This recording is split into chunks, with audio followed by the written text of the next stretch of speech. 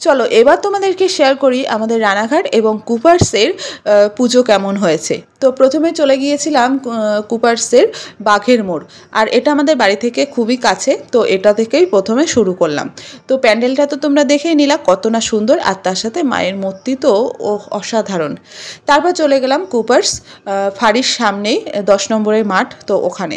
আর এই মাঠটা আমরা লাইন দিয়ে দেখেছিলাম, আর যেহেতু সোনা পাপাকে নিয়ে গেছিলাম তো আমরা বেশিরভাগ দেখিনি, বড় বড় যেসব প্যান্ডেলগুলো শুধু সেগুলোই দেখেছি, জ্যান্ত থিম কিন্তু একটাও দেখিনি, কারণ জ্যান্ত থিম বেশিরভাগ ভূতের সিন করেছে, আর সোনা পাপা যেহেতু অনেকটাই ছোট, যদিও ভয় পেয়ে যায় সেই কারণেই দেখা হয়নি।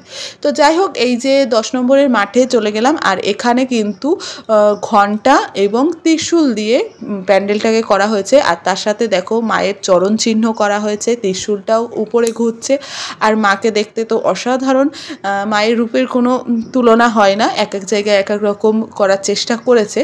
তো যাই হোক, রাস্তায় যেতে যেতে অনেক ঠাকুর দেখেছি, আর তারপর চলে গেলাম কেসপির মাঠ। আর কেসপির মাঠের ঠাকুরটা এটা আমার মনে লেগে গেছে, যে কী যে সুন্দর, দেখতেই পাচ্ছ 51 হাত কালী, ভাবতে পারছো।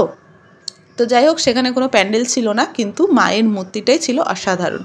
তারপর চলে গেলাম বাণীশঙ্কর মাঠ, আর এই মাঠের প্যান্ডেলটাকে তৈরি করা হয়েছিল পাট দিয়ে, মানে ডিজাইনগুলো সব ছিল পাটের তৈরি। দেখে মনে হচ্ছে না, কিন্তু কাছ থেকে দেখে মনে হবে যে এটা পুরোটাই পাটের তৈরি। আর ঠাকুরটা তো দেখেই নিলা কতই না সুন্দর। তারপর টান টান চলে গিয়েছিলাম আমরা রানাঘাটে, আর রানাঘাটে 2-3টে খুবই সুন্দর করা হয়েছে, সেগুলোই আমরা দেখেছি। আর চলে গেছিলাম রানাঘাটে সূর্যনগর। এই সূর্যনগরের এই প্যান্ডেলটা তৈরি করা হয়েছিল, মানে প্যান্ডেলের ডিজাইনগুলো তৈরি করা হয়েছিল কাচের, মানে এই ডিজাইনগুলো সব কাচের টুকরো টুকরো করে কেটে কেটে এই ডিজাইনটা করা হয়েছিল। আর প্যান্ডেলটাও তো মানে এত ঝিকমিক ঝিকমিক করছিল, আর তার সাথে দেখো মায়ের রূপ, ও কী যে সুন্দর, কি করে আর বোঝাবো। তোমরা যদি সামনে থেকে দেখতে পারতে তাহলে তোমাদেরও প্রাণটা জুড়িয়ে যেত।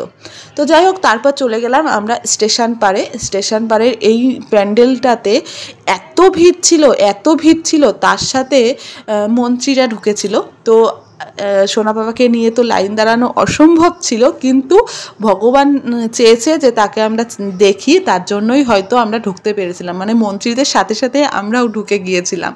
হ্যাঁ, একটু চোট্টামি করেছি, কিন্তু দেখতে পেয়েছি। তো দেখতেই পেলে প্রথমে ঢোকার সময় একজন মানুষ বসে আছে, তাকে যে কি সুন্দর লাগছিল। আর এই দেখো মায়ের মূর্তিটা এতটা সুন্দর যে কি আর বলবো। তাছাড়া প্যান্ডেল আর লাইটিং আছেই। আর তাছাড়া একটা জিনিস দেখলাম, সেটা হচ্ছে চীনা মুরগি। প্রথমবার দেখলাম, খুবই ভালো লাগলো। তো ভিডিওটা এইটুকুই, কেমন লাগলো জানিও।